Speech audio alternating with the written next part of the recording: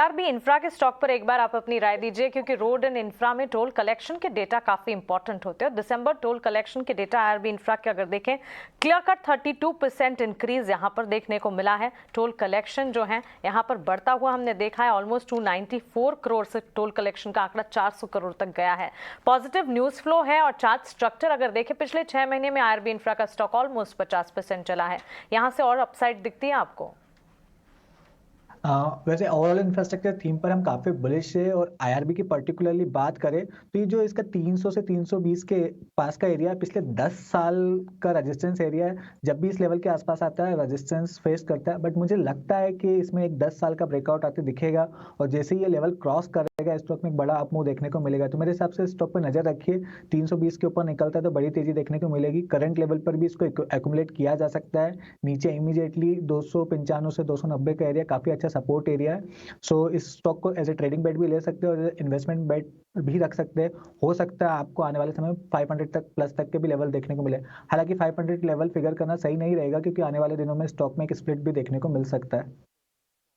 बात है, 500 रुपए तक के टारगेट इसके अंदर दिखाई दे रहे हैं आपको। जी हाँ, काफ़ी बहुत पुराना कंपनी है ये। आईपीओ 10 साल पहले आया था और अब आपको लग रहा है ये 10 ईयर डेकेडल ब्रेकआउट आईआरबी में चल रहा है। डेटा पॉइंट और स्टॉक मूव्स भी कुछ उस डायरेक्शन में दिखा रहे हैं। वैशाली, मेटल काउंटर्स में कॉन्ट्रा बाइंग शुरू हो गई है। मैं अभी कुछ एफआईएस का डेटा देख रहा था। एफआईएस ने आईटी में जहाँ पे दिसंबर क्वार्टर तक में बेचा है माल, वहाँ उन्होंने मेटल काउंटर्स में बाइंग शुरू कर दी है। मैं आपसे नैल्को पे ट्रेडिंग व्यू लेना चाहता हूँ, क्योंकि वो पर्टिकुलर स्टॉक इमीडिएट दिमाग में नहीं आता है।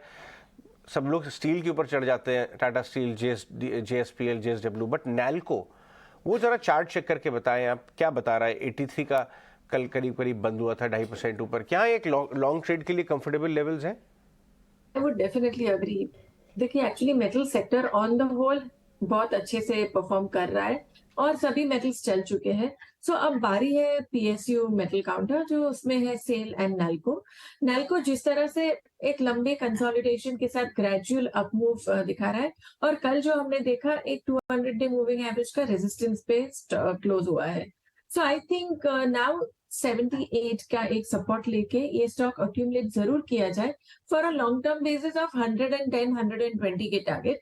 सो मे बी ट्रेडिंग के लिए थोड़ा डिप आ सकता है। एज आई टोल्ड यू के 200 डे मूविंग एवरेज का रेजिस्टेंस है फिलहाल, बट 78 के सपोर्ट के साथ ये स्टॉक जरूर खरीदा जाए। लॉन्ग टर्म में ये अच्छे रिटर्न मिलने चाहिए। और इसी के साथ हिंडाल्को, सो एल्यूमिनियम, दोनों स्टॉक्स एल्यूमिनियम, सो हिंडाल्को ऑलरेडी अच्छे से चल चुका है। अब बारी है सेल और नैल्को की। बारी है सेल और नैल्को की। कुछ जरा गोल्ड लोन